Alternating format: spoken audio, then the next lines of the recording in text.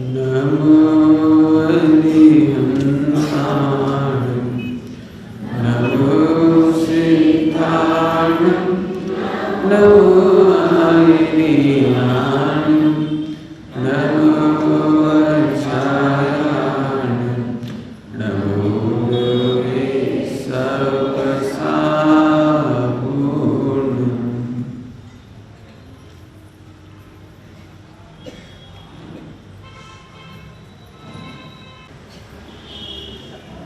ईश सुरासुर मनुष्य वंदिनो धोधायितं नमनं प्रणमामि वर्धमानं तीर्थं धम्मस्सकतारम्।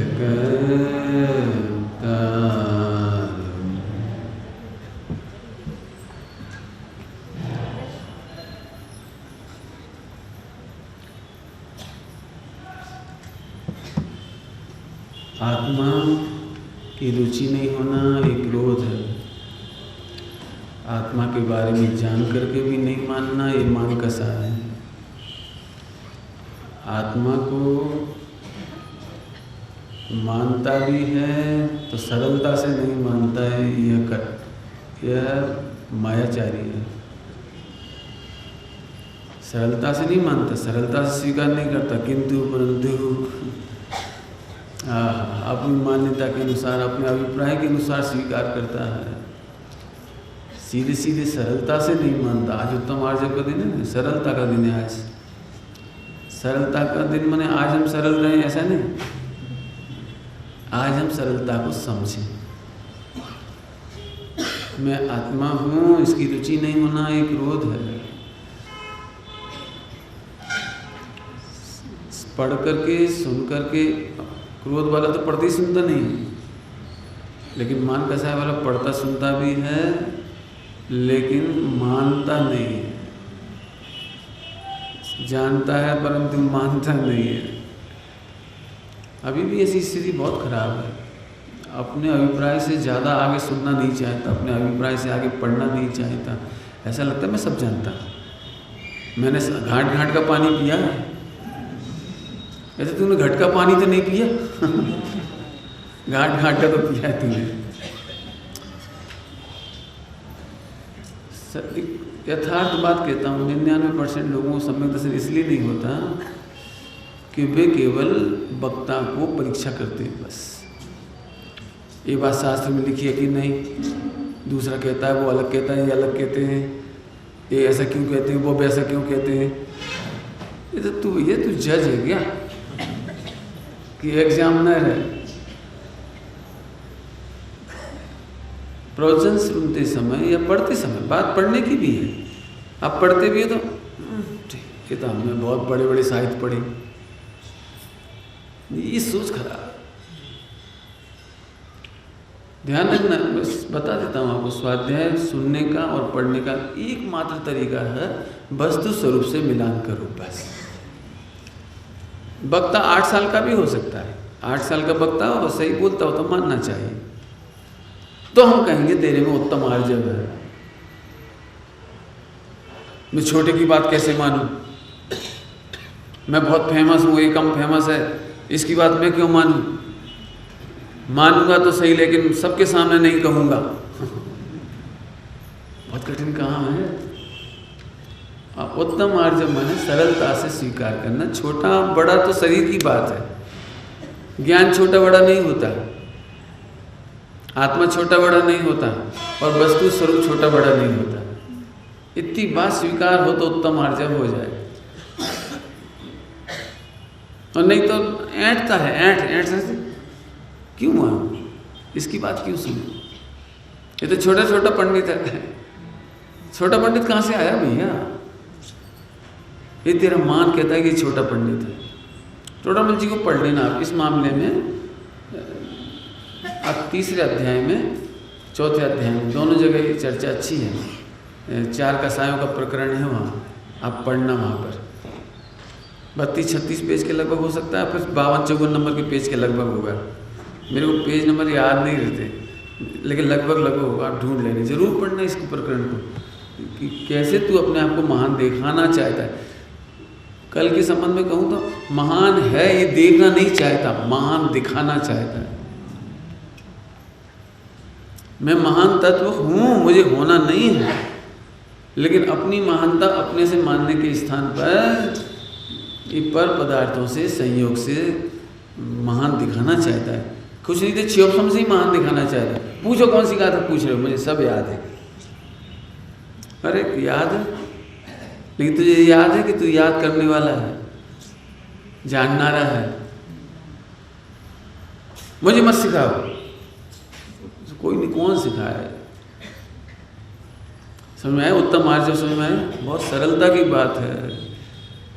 सरलता की जब बात आती है तो मैं एक नाम बहुत सरलता से ले लेता हूँ। गणेश प्रसाद जी वर्णी जी इस मामले में बड़े सरल थे।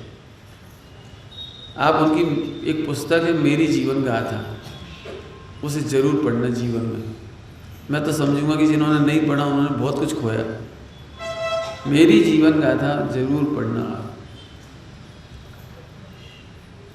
एक ऐसे गायक है ना, ऐसे 8 साल का बालक, कितने साल का तू? 10, 8 की 4। मेरा गणित अचानक सही निकल जाता कभी कभी। 8 साल का बालक, 8 साल का बालक था। सागर है ना, सागर हमारे MP में, सागर मोराजी का मंदिर है, मोराजी का मंदिर कहलाता है। तो वहाँ वो एक हीरे की अंगूठी पहनते थे उस समय वर्णी जी, गणेश प्रसाद जी। तो नहाते समय, कपड़ा धोते समय उतार कर रखी होगी, फिर उठाना भूल गए और आ करके प्रवचन करने बैठ गए। तो वो खो गई, अब वो नहीं मिली। तो फिर अनाउंसमेंट हुआ प्रवचन के बाद कि किसी को वर्णी जी की, ब्रह्मचारी जी, उस समय ब्रह्मचारी थे, उस समय वर्णी नहीं थे, उस समय ब्रह्मचारी जी की कोई को अंगूठी मिले, हीरे की अंगूठी है, मिले तो बता देना। ठीक है, पब्लिक चली गई। एक बच्चा आया गायक की तरह, 8 साल का, वो अंगूठी लेकर आया और उसने इतना डांटा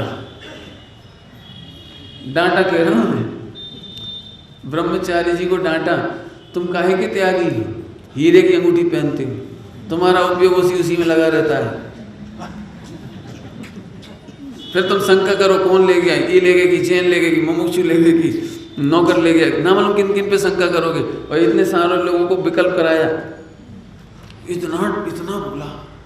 और मैं ये तो चलो उसने बोला, लेकिन ये बात दुनिया में कोई नहीं जानता कि उस बालक ने क्या क्या कहा। लेकिन गणेश प्रसाद जी वर्णी जी ने 3 पेज 2.5 पेज जो उस बालक ने उनसे कहा था ज्यों का त्यों लिख दिया। और सबसे आखिरी में ये भी लिख दिया, हाय हाय मेरी कसाय, तो भी मैं उस अंगूठी को नहीं छोड़ पाया। इतनी सरलता से लिखा है, इतनी सरलता से। गांधी जी की सरलता देखो आप, उन्होंने अपने जीवन, सत्य के प्रयोग नाम की एक पुस्तक लिखी है, उसमें जीवन गाथा है उनकी, सत्य के प्रयोग। मैं बेस्या के पास तक पहुंच गया कुसंग के चक्कर में, लेकिन हाँ अच्छा धन्यवाद मेरे संस्कारों को, भारतीय संस्कारों को, जहाँ से मैं बच करके आ गया। अरे मैं कुसंग के चक्कर में आके मैंने मांस तक खा लिया, कुसंग के चक्कर में आके मैंने बीड़ी पी ली, कुसंग के चक्कर में उन्होंने सब लिख दिया खुल करके सब। अब मैं इस तरह तो नहीं जाना चाहता, मुझे तो ये पढ़ाना है, अब बह जाता हूँ मैं बहुत जल्दी, और मुझे वही दिखाई देने लगा सारा। लेकिन सरल बनो भाई, सरल बनो, कभी तुलना मत करो। आप वस्तु स्वरूप से मिलाओगे तो सरल हो जाओगे, ग्रंथों से भी मिलाओगे तो सरल नहीं हो पाओगे।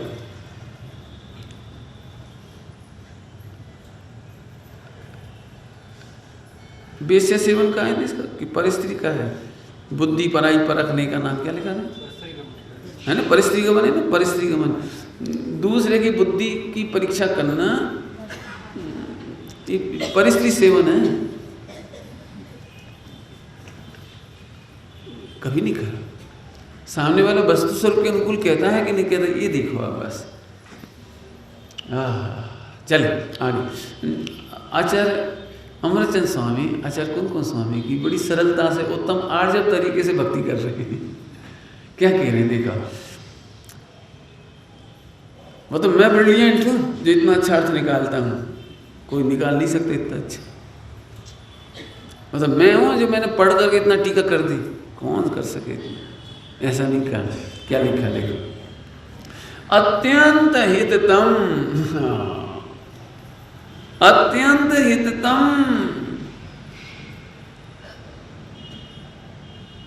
भगवंत पंच परमेष्टि के प्रसाद से उत्पन्न होने योग्य। आहा, मैंने अपने पुरुषार्थ से सम्यक दर्शन किया ये नहीं लिखा, मैंने खूब जम के टीका लिखी ये नहीं लिखा। पहले तो अत्यंत हिततम, जो भी थोड़े ग्रामर के समझदार हैं उन्हें मैं कहता हूं अत्यंत हिततम ग्रामर में कौन से स्थान पर आ सकता है भाई? डिग्री होती है ना, गुड, बेटर, द बेस्ट, बराबर, तो 3 डिग्री हो गई। हिंदी में भी 3 होते हैं। रूप ही कहते हैं, क्या कहते हैं? जो भी कहते हैं समझ लेना, रूप नहीं कुछ और कहते होंगे ना, समझो। मैं बताता हूँ, हित, हिततर, हिततम होते हैं ना 3, हित, हिततर, हिततम, न्यून, न्यूनतर, न्यूनतम। तो हित, हितकर, हिततम, हित, हिततर, हिततम, तो अत्यंत हिततम कहाँ आता है?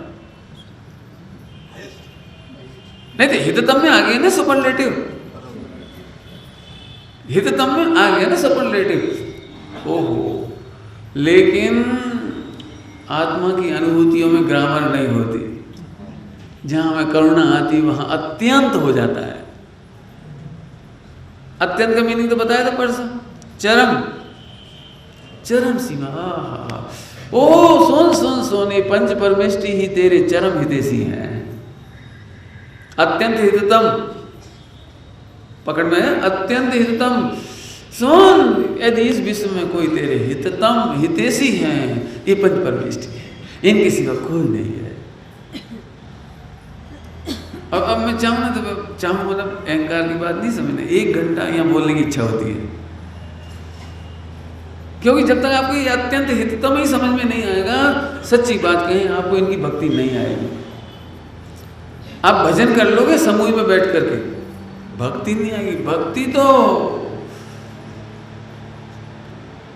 आजकल की भाषा में कहने थे, एक बहुत अच्छा शब्द है अंडरस्टैंडिंग, क्रिएशन ऑफ अंडरस्टैंडिंग। जब तक पति पत्नी भी 25 साल तक वो लड़ते रहे और 25 साल बाद उसकी आंखों में आंसू की धार बहे, आज समझी कि मेरे पति का हृदय क्या है। ले 25 साल से संग रह रही थी, नहीं समझ पाई। बच्चे अपने माँ बाप को नहीं, दूर करो, कोई बात, थोड़ा दूर करो, गूंजती है ना थोड़ी आवाज, है ना, बहुत बढ़िया, ठीक, समझ में आए? अब ठीक आ रही है। बच्चे अपने माँ बाप को नहीं पहचान पाते, क्योंकि आँख दिखती है हाथ पैर दिखते हैं, गुस्सा दिखता है, लेकिन कभी मालूम पड़ता है रे हमारे मम्मी पापा। ये दृष्टांत दिया, ऐसे यहाँ समझा, बहुत इसमें मेहनत है। ये हितैषी है। हितैषी की परिभाषा क्या है? जो आत्महित का उपदेश, पॉइंट पकड़ लो, आत्महित का उपदेश, और ये हित है, हिततम है। तुम हितैषी किसे मानते हो? बोलो, हितैषी किसे मानते हो? बेटा अपने जीवन के अनुभव से कह रहे हैं, बेटा खूब कमाओ जी। हिततम है कि अहिततम है? मैं तो अपने विद्यालय के बच्चों से कहता हूँ, बेटा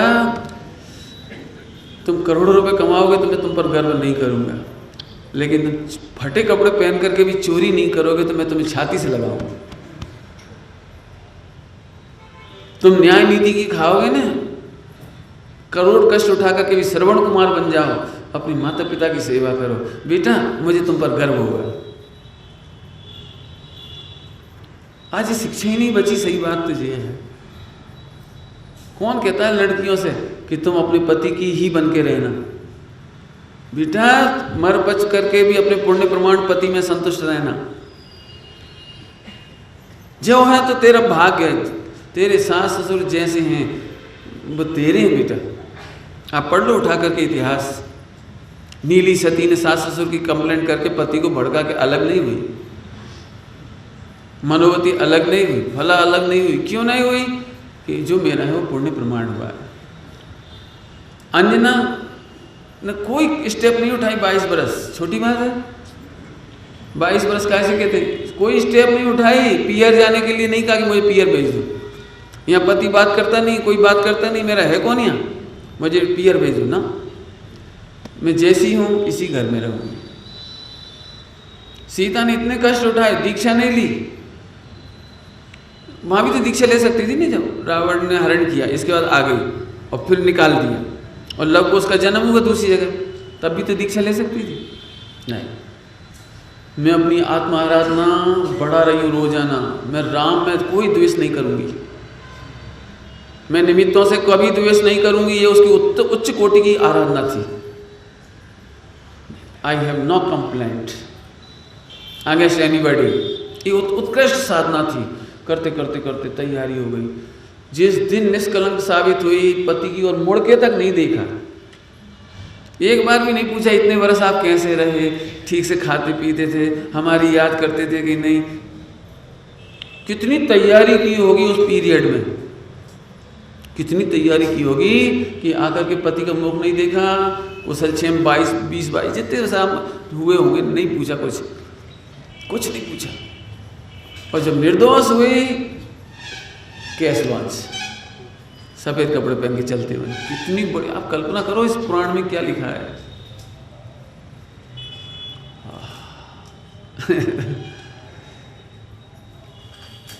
क्या लिख रहे हैं, अत्यंत हिततम। मुझे तो बहुत दुख होता है, कह रहा हूँ, ज़्यादा नहीं बोलूँगा, लेकिन आगे जाना है मुझे। एक लाइन के बाद कह ही दूंगा मुझसे। आप अपने बच्चियों को डॉक्टर बनाते हो, इंजीनियर बनाते हो, IIIT कंप्यूटर विशेषज्ञ बनाते हो, आप अपने बच्चों का बहुत अहित कर रहे हो। आप बच्चों को दोष देते हो कि बच्चे डाइवोर्स ले रहे हैं। मैं कहता हूँ डाइवोर्स लेने के बीज आप डाल रहे हो।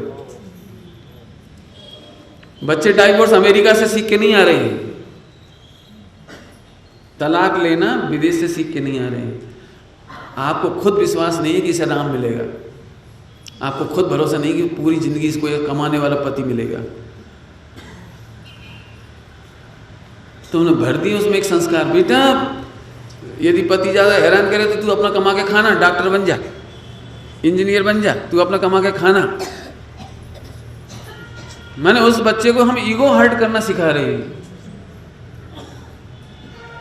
अब ऐंठती है, वो कमाने वाली ऐंठती है, दबती नहीं है। सासू की तो एक बात नहीं सुनती, वो पति को ऐसे मुंह फाड़ के बात करती, क्या कहते हो तुम, टाइम से आया करो, मेरे से बहस करने की जरूरत नहीं है। डाउट मत करो, तुम बहुत नैरो माइंडेड हो। मैं आदमियों के साथ नौकरी करती हूँ तो नैरो मेंटलिटी नहीं रखो, डाउट नहीं करो, तुम हो ही सन की। आदमी सारे ही होते हैं ऐसे ही, लड़ाई। जो अपने अभी पति को नहीं पहचान सके, माँ बाप को नहीं पहचान सके, और देव सास गुरु को क्या पहचान। बस इतना ही कह के छोड़ता हूँ मैं। आप अपने बच्चों को जिस रास्ते पर भेज रहे हो, आप अहिततम कर रहे हो, अत्यंत हिततम। काहे से कहते हैं अत्यंत हिततम? जो आत्मा के हित का उपदेश देती है। बाल बोध में पड़ी हुई परिभाषा आज कीमत दिखाई देती है उसकी, उस समय तो रट्टा मारा था हमने भी। जो आत्महितकारी उपदेश देता है, अरे आज उसकी महिमा आती है। आत्मा का हित, आत्मा का हित रत्नत्रय में है, केवल ज्ञान में है, भगवान बनने में है। इसका उपदेश इनके सिवा कोई देता हो तो बता दे। ये भी एक मिथ्यात्व है, ये भी एक मिथ्यात्व है। हित के मामले में भी एक मिथ्यात्व है कि मेरे माता पिता हितैषी हैं। धोखे में मत रहना, धोखे में मत रहना। मेरे टीचर बड़े हितैषी हैं, लोग बहुत अनुभवी हैं साहब, फैक्ट्री के फील्ड में, स्कूल कॉलेज के फील्ड में बड़े अनुभवी हैं, उनके अनुभव से काम लो। अरे किसी के अनुभव की जरूरत नहीं प्रभु, अत्यंत हिततम ये समझा। 5 इंद्रियों का हित नहीं होगा, इसीलिए जैन दर्शन सबसे कम माना जाता है। जैन दर्शन को सबसे कम चाहते हैं लोग, और जैनी लोग भी जैन धर्म को सबसे कम पसंद करते हैं, अन्य की तो क्या बात करें। क्यों? कि वहाँ 5 इंद्रियों के हित का उपदेश ही नहीं दिया। पॉइंट पकड़ में आ रहा है कुछ? वहाँ 5 इंद्रियों के हित का उपदेश नहीं दिया गया, वहाँ आत्मा के हित का उपदेश दिया गया। आत्मा के हित में तो शरीर का हित होगा कि नहीं होगा हमें नहीं मालूम। उपसर्ग हो सकते हैं, परिचय हो सकते हैं, केस लंचन तो होता ही है, 22 परिचय होते हैं, आहार मिले तो मिले, नहीं मिले तो नहीं मिले, जमीन पर सोना पड़ता है।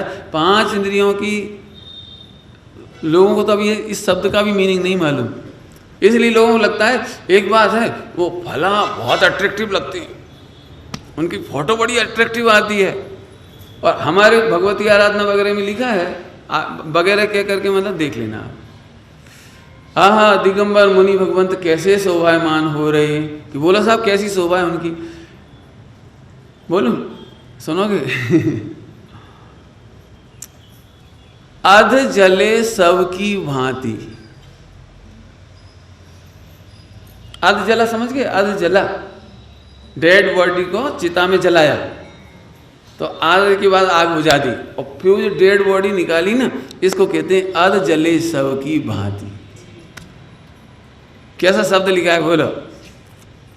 अभी हमें तो कोई दुबले पतले मुनिराज मिल जाए, दांत बाहर हों, गाल अंदर चले गए हों, चेहरे की चमक ना होए, तेल घी की चमक ना होए, तो हम लोग आई हैट कैसा लगते हैं?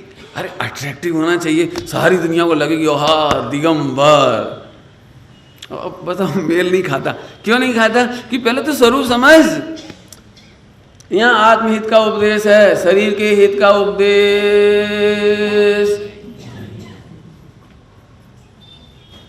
यदि मैं ज़्यादा खोल के बोलूँगा तो जैन समाज को पचे नहीं, लेकिन जितने पचेंगे वो भी आएंगे। यहाँ स्वर्ग प्राप्ति का उपदेश ही नहीं है।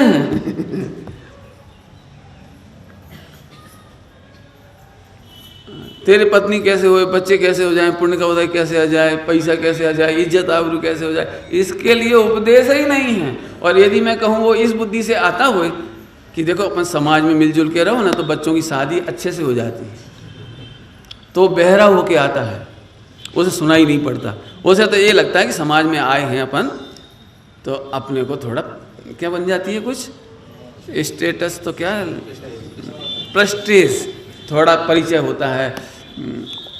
इसलिए बहुत सारे लोग तो इसी एंगल से आते हैं, वो लड़की कौन की हो, अच्छा हमारे नाती के लिए चाहिए। वो इससे आगे देख ही नहीं पाता, ना उस लड़की में से भगवान दिखता है ना अपने नाती में भगवान दिखता है। पंडित जी आप कह लो 1 घंटा, हम तो अपना जुगाड़ लगाते हैं बस। बहरा है बहरा, एक अपने मान अपनी कल्पनाओं के सामने उसे भगवान आत्मा दिखाई नहीं देता। हम इसलिए आत्महित, तुझे हितोपदेश सुनना है, हितोपदेश, हितोपदेश माने आत्महित। जैन दर्शन में एक भी मंत्र ऐसा नहीं है कि तू नंबर 2 करो भगवान बचा ले, कोई नहीं है। न गंडा, न ताबीज, न तंत्र, न मंत्र, न कोई आशीर्वाद है ही नहीं। और जो यदि ऐसा कहते हैं कि है, वे अनंत भगवान के अनुयायी नहीं है, वे बहुत दूर हैं, वे भगवान का ब्लैक मार्केटिंग करते हैं। क्या कहते हो? Black marketing. अरे रे रे रे प्रभु सुन तो सही, कितना सुंदर मार्ग। क्या कहते हैं? अत्यंत हिततम मात्र रत्नत्रय, मात्र आत्मा की रुचि का उपदेश देते, माँ की रुचि तोड़ाने का उपदेश देते, 5 इंद्रिय के विषयों की रुचि तोड़ाने का उपदेश देते हैं। ये अत्यंत हिततम है। कोई देवी देवता हमें बचाने आ जाएगा, 24 के बहुत फेमस हैं, 24 के फला फला हैं, सबके पास पिए जरूरी है कि नहीं? मतलब 24 का भी होना चाहिए, होते होंगे, तुम तो 2 ही गिनते हो। मैं तो कहता हूँ असंख्यात देवी देवता हैं, असंख्यात देवी देवता भगवान की सेवा करते हैं। सेवा करने का मतलब समझते हो? सेवा करने का मतलब हाथ पैर दबाना नहीं होता। आहा, जिनेस तेरे पूज बासुरेश आवते, अनेक देव भक्ति भरे शीस नावते। तो दो ही कह रहे, हम तो कह रहे अनंत है, अनेक है, अनंत नहीं तो असंख्यात, असंख्यात है। आत्महित का उपदेश, पॉइंट पकड़ना, आत्महित का उपदेश। अरे सब लिखा है, पढ़ना। वीतरागी देव गुरु शास्त्र का सेवन तो अपने हित के लिए किया जाता है, ऐसा लिखा, अपने हित के लिए किया जाता है। अपना माने माइनस, इसको माइनस करो पहले। अपना माने इसका नहीं, अपना, अपनी रुचि तुझे पैदा हो जाए, ऐसा उपदेश इधर है। अपना जानने पर तुझे आनंद हो जाए, मग्नता हो जाए, ऐसा उपदेश इधर है। सरलता से स्वीकार करो, उत्तम आर्जव का दिन है। पहले बात तो लगना चाहिए। करोड़ रुपए कमाने की विधि बता रहे, अपन क्या कहूँ, मैं खोल के कहना पड़ती, आपको स्तूप लगता हो बोले, मैं खोल के कह रहा हूँ।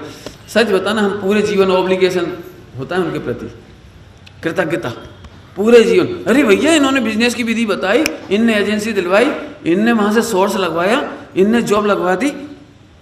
भैया हम तो बस अब क्या बताएं, माने कितनी महिमा गाते हो, और तुझे भगवान बनने का मार्ग बताते हैं। उनके लिए तू, यदि हम तेरी वीडियो रिकॉर्डिंग बनाए ना पूजा करते समय, तो एकदम जड़।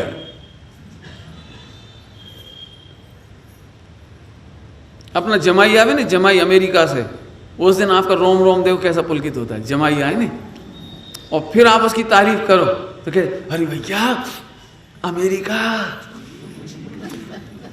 50 करोड़ का पैकेज, अरे भैया 25 तो राइस कार।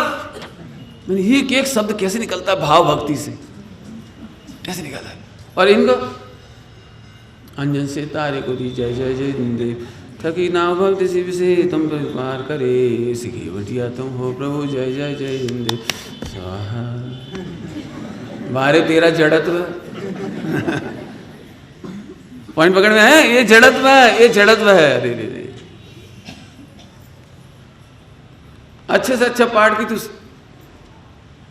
मैं नहीं बोलता एक शब्द, मेरे हम हिंदी में अच्छा नहीं मानते उसको, लेकिन अभी मैंने एक अखबार में पढ़ा, गुजराती में पढ़ा, ऐसी तैसी समझते, हम हिंदी में अच्छा नहीं मानते इसको। गुजराती समाचार पत्र में पढ़ा, ऐसी तैसी, हमारे अच्छा नहीं मानते इसका। अरे रे, तो अच्छे साहित्य को भी तू 12 बजा दे, ये तेरा मान। सरल बन प्रभु, सरल बन। अपना छोटा सा बच्चा भी होता ना, उसकी गुणगान कैसे करते हो यार, देखो आप तारीफ कैसे करते हो, बोलो देखना कैसे करते हो। बनाओ एक आधी वीडियो रिकॉर्डिंग बनाओ, भगवान की महिमा कैसे करते हो और अपनी दुनियादारी की महिमा कैसे करते हो, इससे पता लगता है। अभी चलते विकल्प आ रहा था, क्योंकि मेरी नज़र तो ख़राब है ही थोड़ा, लड़के लड़की कभी अकेले दिख जाते हैं तो एकदम विकल्प आ जाता है, कहाँ जा रहे हैं, ये सब है ही थोड़ा सा। तो अभी एकदम अभी चलते विकल्प आया। इसीलिए सचमुच जगत देखने लायक नहीं है, क्योंकि फिलों के अंगेष्ट जाना पड़ेगा अपने को। हम कब तक देखेंगे ये खराब की वो खराब, ये खराब की, हम कब तक देखेंगे। अब अंतर्मुखी हो, इसमें कोई दम नहीं है, ये तो चलेगा, ऐसे ही चलता रहेगा, इन्हें कोई नहीं बचा पाएगा। अंगेष्ट, फिलों के अंगेष्ट जाना पड़ेगा अपने को, अपना अंतर्मुख हो, किसी और मत देखा। क्या करें, लेकिन आगे समझ में आया, अत्यंत हिततम। जब ये हिततम लगेंगे तब तेरी भक्ति उत्पन्न होगी, तब तू गदगद होगा। जब अच्छा लगता है ना, वो कब अच्छा लगता है, 1 घंटा कि 2 घंटा। जो अच्छा लगता है वो सदा अच्छा लगता है। इसीलिए आपने पढ़ा होगा, दिन रात स्वामी तेरे गीत गाऊं। दिन रात मतलब 24 घंटे, 24 घंटे। जो चीज़ अच्छी लगती है वो सदा अच्छी लगती है, इसका नाम भक्ति है। आगे चलो, पढ़ता हूँ। पंच परमेष्टि, ओहो, अत्यंत हितम, कौन का विशेषण दिया, पंच परमेष्टि का। ये पंच परमेष्टि ही अत्यंत हिततम है। अरहंत भगवान कहते हैं, देह होने पर भी मैं परमात्मा हूँ, ये हिततम बात है। ये अरहंत भगवान ही कहते हैं कि देह के छूटने पर तू सिद्ध बन सकता है, ये हिततम बात है।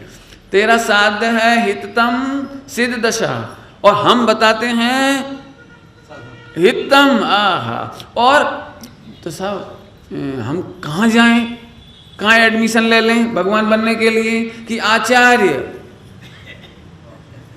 5 परमेष्टि में पूरी प्रोसेस है कि साहब ये आचार्य दीक्षा दे देंगे, एडमिशन दे देंगे अपने संघ में, फिर क्या होगा कि उपाध्याय से पढ़ना है कि साहब फिर क्या करेंगे कि फिर साधना, बस भगवान बन जाओगे। भगवान बनने की विधि नमोकार मंत्र में भगवान बनने की विधि लिखी है। जो लोग ऐसे कहते हैं नमोकार मंत्र महामंत्र है, उन्हें अक्षरों की महिमा आती है, भाव की महिमा नहीं आती। अक्षर पढ़ो, अक्षर नमो निरंतर नमो सिद्धाणु 1 करोड़ बार, 1 लाख बार, 50,000 बार, 50,000 में 5 लाख मिलेगा, 1 करोड़ में ऐसे ऐसे बीमारी जाएगी, ऐसे जाएगी बीमारी, ऐसे नहीं जाती बीमारी। शब्दों का चमत्कार नहीं है, शब्दों के पीछे छिपे हुए भाव का चमत्कार है। पकड़ गए? शॉर्ट में बोलूं, विस्तार तो नहीं करूंगा ना प्रवचन में इसे। अत्यंत हिततम देह छता जैनी दशा भरते देहाती आज्ञानी ना चरण मां हो वंदन अगणित। कौन को नमस्कार किया है? अनंत भगवान को। सम्यक दृष्टि को नहीं, ध्यान रखना, धोखे में मत रहना। सम्यक दृष्टि को नमस्कार नहीं किया यहाँ पे, अनंत भगवान को। देह छता जैनी दशा। क्यों? श्रीमद जी ने लिखा था सम्यक दृष्टि के बारे में नहीं लिख रहे थे उस जगह, वे अनंत भगवान के बारे में लिख रहे थे। मैं तो इसलिए कहता हूं अब आंख बंद करके